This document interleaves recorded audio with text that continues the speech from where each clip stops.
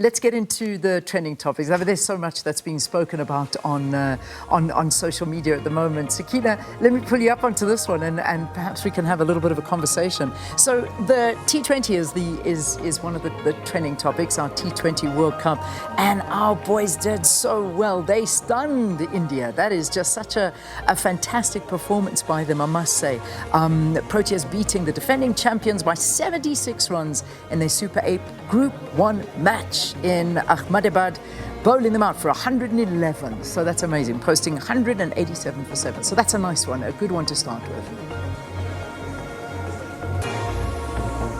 It's a fabulous one, especially for the Proteas up against India in that 82,000 capacity stadium. It was wonderful to watch, especially how the Indian crowd was just silenced. But of course, we saw Brevis and Miller steadying that ship after a bit of a rocky start. And then, of course, the bowling was absolutely superb. Rabada and Geeti, all of them just basically plotting that downfall for India. It was wonderful to watch, Leanne, I must say. It really was. But yeah, it's an interesting start, and it's going to be interesting to see what happens. It will. It certainly will. So we'll wait and see. And of course, this is strengthening their chances to get into the semi-finals, and we'll see what happens. But this is an amazing push for them. So well done to the Proteas there. Then the Nedbank Cup 2026. This is what's going on, and I mean, it's crazy to see all these big names going out. Stellenbosch FC kicking out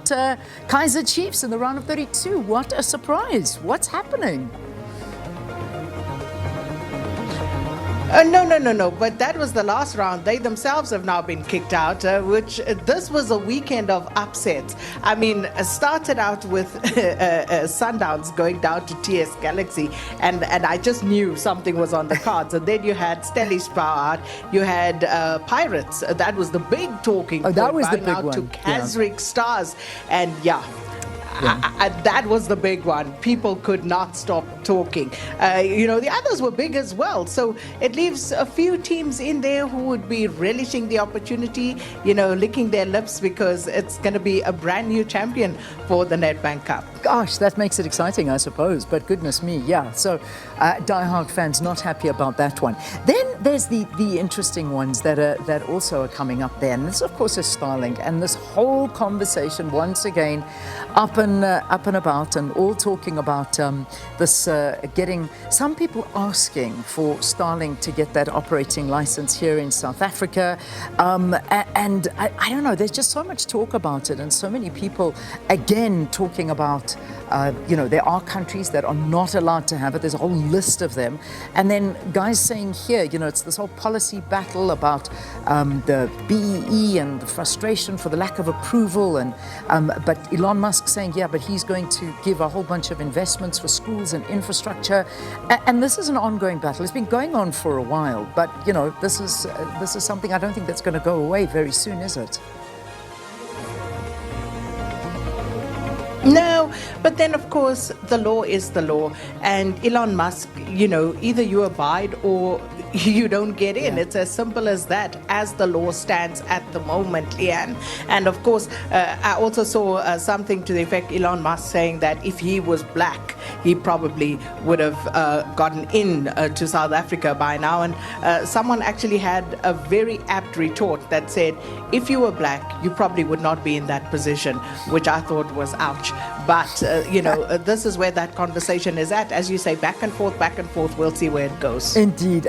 And just, I was mentioning a couple of countries where its Starlink is restricted or unavailable. Some of them are China, Russia, Belarus, Syria, Cuba, North Korea, Iran, and Afghanistan, due to the government ban or lack of authorization. That's just an interesting fact on the sideline.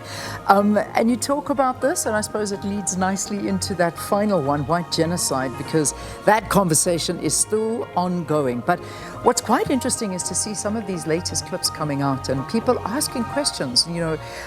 Obviously I think in the beginning we had remember there was a plane load of 59 Afrikaner refugees moving to the US, and then they're saying that there are about 2,000, and now there are reports about that they are struggling there. They don't have jobs, they don't have money to buy clothes, they can't find, all of these kind of things, and this whole genocide thing. And then I saw a 60-minute thing, and I think it was with Anderson Cooper, and he was looking into it. Max Dupree was talking Anderson about Cooper. it. All of these things. So there's just so much going on about this white genocide again. So this is coming back into the trending topics.